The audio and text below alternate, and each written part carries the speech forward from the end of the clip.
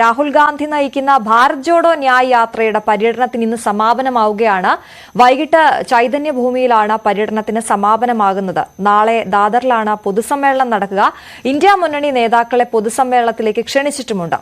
MG Mithun വാർത്തയുടെ വിശദാംശങ്ങളുമായി ചേരുന്നു. മിഥുൻ, ഇന്നിപ്പോൾ തെരഞ്ഞെടുപ്പ് തീയതി പ്രഖ്യാപിക്കാനിരിക്കുന്നു. 3 മണിക്ക് വാർത്താ സമ്മേളനമുണ്ട്. ഭാരത് ജോഡോ യാത്രയുടെ പര്യടനം ഇന്ന് അവസാനിക്കുമ്പോൾ കോൺഗ്രസ് ജനങ്ങൾക്ക് മുന്നിലേക്ക് വെക്കുന്ന സന്ദേശം എന്താണ്? എപ്പോഴാണ് ഈ സമാപനം നടക്കുക? എന്തൊക്കെയാണ് വിശദാംശങ്ങൾ?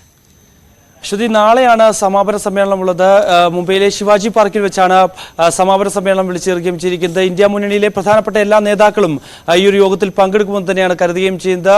DMK നേതാവും മുഖ്യമന്ത്രിയുമായ MK സ്റ്റാലിൻ, ഒപ്പം തന്നെ തേജസ്വി യാദവ്, ശരത് പവാർ അടക്കമുള്ള പ്രധാനപ്പെട്ട എല്ലാ നേതാക്കളും നാളെ മുംബൈയിലേക്ക് എത്തുമെന്ന് തന്നെയാണ് അറിയിക്കുകയും ചെയ്തിട്ടുള്ളത്. എന്തായാലും ഒരു വലിയ ശക്തി പ്രകടനമായി മാറാൻ തന്നെയാണ് ഈ ഒരു സമാപന സമ്മേളനം സംബന്ധിച്ച ഇന്ത്യ മുന്നണി നീക്കം വെക്കുകയും ചെയ്യുന്നത്, അല്ലെങ്കിൽ ലക്ഷ്യമിടുകയും ചെയ്യുന്നത്. നമുക്കറിയാം, ഇന്ന് വൈകിട്ട് 3 മണിക്കാണ് ഈ ഒരു തെരഞ്ഞെടുപ്പ് പ്രഖ്യാപനം ഉണ്ടാകുന്നത്. അത് മുന്നിൽ കണ്ടുകൊണ്ട് തന്നെ നാളെ വൈകിട്ട് അതൊരു വലിയ ശക്തി പ്രകടനമായി, തെരഞ്ഞെടുപ്പിന് മുമ്പുള്ള ഒരു അംഗം കുറിക്കലുമായി ആണ് ഈ ഒരു സംഭവത്തെ, അല്ലെങ്കിൽ ഈ ഒരു സമാപന ചടങ്ങിനെ ഇന്ത്യ മുന്നണി കണക്കാക്കപ്പെടുകയും ചെയ്യുന്നത്. എന്തായാലും നമുക്കറിയാം, ജനുവരിയിലാണ് യാത്ര ആരംഭിക്കുന്നത്. അതിനുശേഷം ആദ്യഘട്ടത്തിൽ ഭാരത് ജോഡോ യാത്ര നടത്തിയപ്പോൾ കിട്ടിയ അത്ര സ്വീകാര്യത ഈ ഒരു ന്യായ് യാത്രയ്ക്ക് ലഭിച്ചില്ല എന്നുള്ളതുകൊണ്ടായിരുന്നു.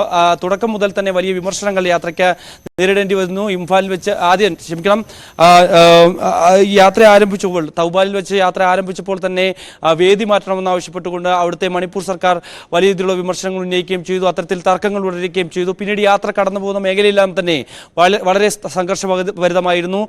അസമിൽ വെച്ചായിരുന്നു കൂടുതൽ സംഘർഷത്തിലേക്ക് യാത്രയുമായി ബന്ധപ്പെട്ട സംഘർഷത്തിലേക്ക് കടക്കുകയും ചെയ്തു. അവിടുത്തെ ഹിമന്ത ബിശ്വ ശർമ്മ മുഖ്യമന്ത്രിയുമായി നേരിട്ട് ഏറ്റുമുട്ടുന്നത് നമ്മൾ കാണുകയും ചെയ്തു. അദ്ദേഹം രാഹുൽ ഗാന്ധിക്കെതിരെ കോടതി നടപടികളുമായി മുന്നോട്ട് പോകുകയും ചെയ്യുന്നത് കാണുകയും ചെയ്തു. നിരവധി സ്ഥലങ്ങളിൽ യാത്രയ്ക്ക് അനുമതി നിഷേധിക്കുകയും ചെയ്തു. മറ്റൊരു പ്രധാനപ്പെട്ട കാര്യം, പശ്ചിമ ബംഗാളിലേക്ക് യാത്ര കടന്നപ്പോൾ ഈ യാത്രയിൽ മമതാ ബാനർജി വിട്ടുനിന്നത് വലിയ ശ്രദ്ധേയമാവുകയും ചെയ്തു. അത്തരത്തിൽ വലിയ തർക്കത്തിലും കൂടിയാണ് യാത്ര ബംഗാളിൽ നിന്ന് മറ്റു സംസ്ഥാനങ്ങളിലേക്ക് പ്രവേശിക്കുകയും ചെയ്തത്. എന്തായാലും 20-ാം തീയതി മാർച്ച് 20-നായിരുന്നു ഈ യാത്ര ഔദ്യോഗികമായി സമാപിക്കുന്നതെന്നാണ് നേരത്തെ പ്രഖ്യാപിച്ചിരുന്നത്, അല്ലെങ്കിൽ നിശ്ചയിച്ചിരുന്നത്. പക്ഷേ UP-യിലെ പശ്ചിമ മേഖലകളിലെ ചില പ്രദേശങ്ങളിൽ നിന്ന് യാത്ര ഒഴിവായിരുന്നു. അതായത് തെരഞ്ഞെടുപ്പ് അടുത്ത സാഹചര്യത്തിൽ അത് വലിയ തിരിച്ചടിയാകും, തെരഞ്ഞെടുപ്പ് പ്രവർത്തനങ്ങൾക്ക് വലിയ രീതിയിൽ തിരിച്ചടിയാകും എന്നുള്ള കണക്കുകൂട്ടലിന്റെ അടിസ്ഥാനത്തിൽ കൂടിയാണ് യാത്ര ഇന്ന് പര്യടനം അവസാനിപ്പിക്കുന്നത്. നാളെ സമാപന സമ്മേളനം നിശ്ചയിക്കുകയും ചെയ്തിരിക്കുന്നതായാലും വലിയൊരു ശക്തി പ്രകടനം കാഴ്ചവെക്കാൻ തന്നെയാണ് ഇന്ത്യ മുന്നണി നേതാക്കൾ ഇതുമായി ബന്ധപ്പെട്ട മുന്നോട്ട് വയ്ക്കുകയും ചെയ്യുന്നത്. കോൺഗ്രസിന്റെയും ഇന്ത്യ മുന്നണി നേതാക്കളുടെയും ഒരു വലിയ നിര തന്നെ നാളെ ശിവാജി പാർക്കിൽ ഉണ്ടാകുമെന്ന് തന്നെയാണ് പ്രതീക്ഷിക്കപ്പെടുന്നത്. മിഥുൻ,